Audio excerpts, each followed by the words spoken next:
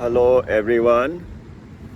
This perhaps may be the last video for the year 2023. Only 2 more days to go. But let's recall what we have learned in this year about Formula 44, about the teachings of Bhagavad Gita, the Song of God, and other amazing scriptures which we keep talking about. For example, Bhagavad Mahapuran, Ramayana, etc. First of all, a regular implementation of Formula 44 8 elements, in my opinion, has really helped me a great deal. Waking up in the early hours and sipping those 3 glasses of warm water slowly while doing meditation, pranayam, the breathing techniques, and subtle exercises, and also the swadhyaya reading of the scriptural texts is so amazing, is so refreshing, is so rejuvenating, is so much enlivening to the soul. So I will definitely try to continue to implement them on a daily basis. And of course, the food habits are vital. 1 fistful of nuts and dry fruits, and adequate helpings of vegetables and salads and lentils and cereals and grains. Organic food as much as possible is going to make a great difference. Now we come to the most important part for which we shoot this video, that is for the meditation. And today the topic I have in mind is about the conclusion of Bhagavad Gita, the Song of God. Sri Krishna has spoken Bhagavad Gita for 18 chapters. First chapter, Arjun Vishad Yoga, lamentation by Arjun about the consequences of the war. Chapter 2, Sankhya Yoga, analytical study of the soul, mind, intellect, and later in second chapter about the state of being resolute and steadfast in our karma, in our prescribed duties, how to achieve peacefulness and tranquility and control of senses. That is chapter 2. Chapter 3, Karma Yoga, the yoga of action. Chapter 4, Jnān Karma Sanyas Yoga. Chapter 5, Karma Sanyas Yoga. And chapter 6, Dhyan Yoga. All 3 relate to the analytical study, where a great deal of knowledge has been put forward for karma, jnān, knowledge, and dhyan, which is meditation. Then the next 6 chapters, Jnān Vigyan Yoga, then the Para Brahma Yoga, which is Akshar Brahma Yoga, then Raj Vidya Raj Guhyam Yoga, chapter 9, chapter 10, Vibhuti Yoga, chapter 11, Vishwarup Darshan Yoga, and chapter 12, Bhakti Yoga, talk about bhakti, that how bhakti alone is the means to achieve everything in life: health, wealth, prosperity, and most importantly, the peace and bliss every moment. And the last 6 chapters, which are Kshetra Kshetragya Yoga, Gunatraya Vibhag Yoga, Daivashur Sampad Vibhag Yoga, Purushottam Yoga, 15th chapter, Shraddhatraya Vibhag Yoga, 17th chapter, and Moksha Sanyas Yoga, 18th chapter, in which the tattva, the fundamental knowledge, is very well captured. So in today's video, let's see how Shri Krishna concludes Bhagavad Gita. So you may recall after 50 verses in the last chapter, which is the 18th chapter, the longest chapter with 78 verses, Shri Krishna talks about a very important piece of knowledge that bhakti alone will give us the results. Bhaktyā mam abhijānāti yāvān yaśh chāsmi tattvataḥ. That shlok wherein it is clearly stated that no other means will give us the highest knowledge, the highest bliss, the highest peace. Bhakti, devotion to God and surrender is the most important element. And then Shri Krishna goes on to explain to Arjun that please do your prescribed duties. Don't run away. You are a warrior, a kshatriya, a princely person, and it is your natural instinct to protect the dharma, protect the religiosity, protect the righteousness. You won't let injustice happen to anyone before your eyes. So why are you procrastinating? Take up the arms and please fight the war. Having said that, Sri Krishna tells a very important piece of knowledge in shlok number 61. Ishwarah sarvabhutanam hriddese arjun tishtati brahmayan sarvabhutani yantra rudhani mayaya. Arjun, I am seated in the heart of every living being, and I am the one which is the origin of the material energy, the Maya Shakti, which is acting like a machine in your body. Your body is like a machine made of Maya, which is under the influence of three gunas, Rajasic, Sattvic and Tamasic. And I seated in your heart, I am the witness. Therefore he says in the next shlok, which is 63, Shri Krishna says, Tameva sharanam gaccha svbhāva-jena bharata tat prasadat param shantim asthanam prapsyasi shashvatam. The beauty is, if you surrender to this supreme entity, you will attain the eternal peace and the eternal bliss and the highest abode. Then he goes on to shlok number 64, where he says, 63, where he says, Itite jnanam akhyātam guhyat guhyataram maya vimrishyayete asheshena yathechasi tatha kuru. Now I am telling you the knowledge which is more secret,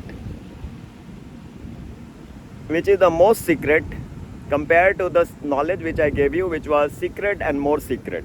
Guhya, guhyatar, and now I am telling you the most secret. And not only that, I will tell you the knowledge which is the last piece of knowledge, sarva guhyattamam.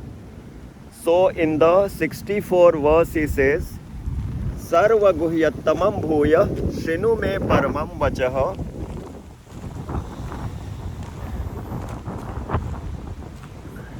He says, sarva guhyattamam bhuya shrinu me paramam vachah isto si te dridhamiti tato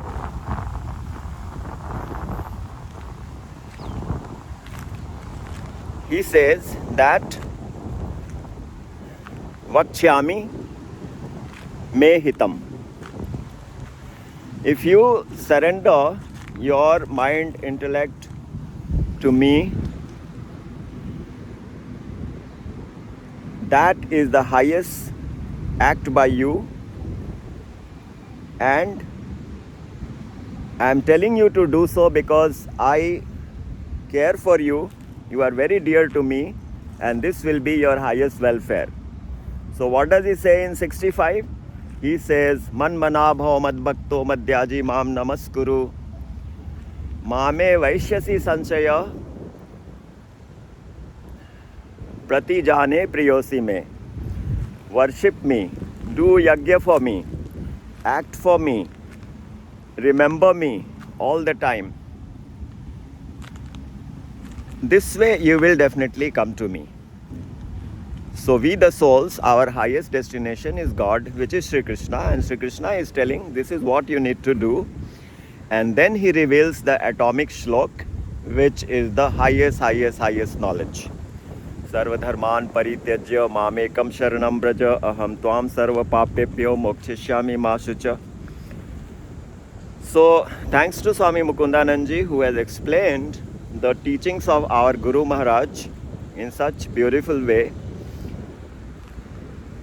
He has given the purport and the explanation so very well, as our Gurudev says that what are the three elements in this slok? Number one, Sarvadharman Parityajya. Discard all these ritualistic knowledge, ritualistic performances, where you are concerned about that I will kill my own relatives, kith and kin, and I will incur sin. You are constantly thinking about incurring sin, which is what I have stated in the Vedas. But now I am telling you the highest knowledge. Sarvadharman parityajya mamekam sharanam braja. After discarding all the ritualistic knowledge and karma, etc., you come to my shelter. That means you do according to what I have taught. For example, in our corporate life, if we are surrendered to our chief executive, if we are truly surrendered, we will always think about his vision, his thoughts, his strategies, and we will always want to help him achieve his goals. We will never go against his dictum. Even if we have to say something, we will say in the most submissive way. That is the meaning of surrender, which we do for worldly people sometimes. This is what Sri Krishna wants. Listen to me and implement what I say. So Sarvadharman Parityajya, number one, Mamekam Sharanam Braja, number two, and number three, Mokshishyami, number three, Sarvadharman Parityajya Mamekam Sharanam Braja, number three, Aham Tvam Sarva Papyabhyo Mokshishyami. I will take care of all the sins which you are thinking about. Ma Shucha, don't fear. Now this is the highest knowledge which I just wanted to say at the end of this year, in this final or the second last video of this year, wherein we have to repeat this knowledge that our duty is to serve Sri Krishna, to surrender to Sri Krishna by the three methods: Ananya, Nishkam and Nirantar. Exclusive, constant and without material contamination. And this is the ultimate teaching, and that is where the knowledge of Bhagavad Gita ends. Though Sri Krishna has added a few more verses in the next 4-5 shlokas, he says, Idam te na tapaskaya na bhaktāya kadāchana na chasu sushve vāchyam na cha mam yobhya suyati. Distribute this knowledge, but be very cautious. Don't distribute to someone who is not austere, who is not having devotion. Number 3, who is not interested in hearing. And number 4, definitely not to somebody who is envious of me. So Sri Krishna has clearly stipulated the rules who this knowledge should be distributed to.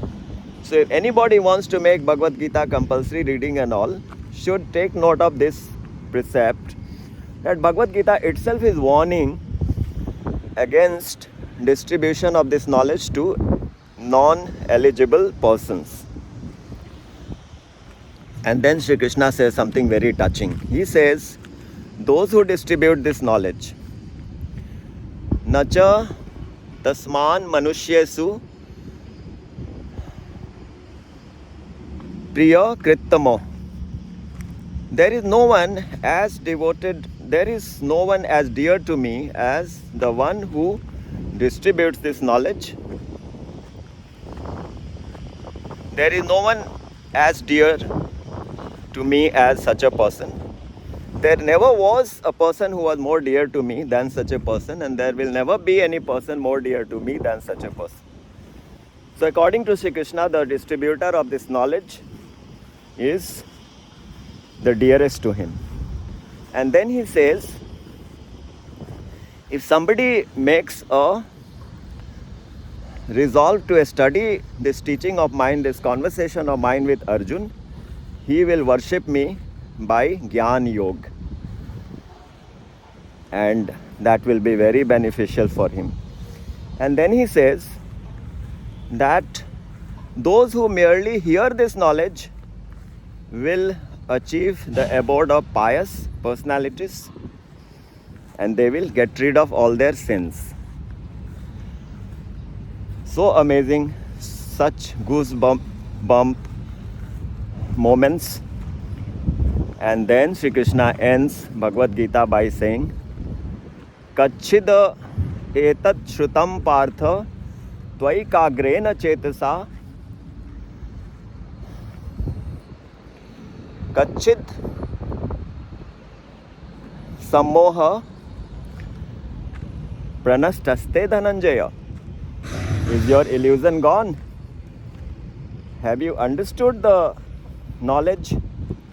And the last verse between Sri Krishna and Arjun ends with the next shlok 72, where Arjun responds, Nasto moho ismitir labda tat prasadatam mayachyuta sthito asmi gat sandeha karishye vachanam kuru. Please tell me what to do now. I have understood what is all the knowledge about, and my illusion is gone. I am standing before you in knowledge. No wonder Sanjay, who says the last 5 verses of Bhagavad Gita, is having goosebumps. His hair is standing on his skin. And he ends the Bhagavad Gita in the shlok number 78, when he says, Yaśh yatra yogeshwaro krishno yatra partho dhanurdhara tatra shri vijyor bhutir dhruva nitir matir mama. Wherever Sri Krishna, the supreme Yogeshwar, is, and wherever the supreme archer Arjun is, there will be victory, there will be opulence, there will be righteousness, there will be wealth, etc., etc. With that, let us conclude this session for meditation on the teachings of Bhagavad Gita as our final video for this year, perhaps, unless we make one more tomorrow, and move on with a resolve to implement the teachings of Bhagavad Gita and the holistic wellness regimen Formula 44 in our lives. Take care. Wish you a Happy New Year in advance.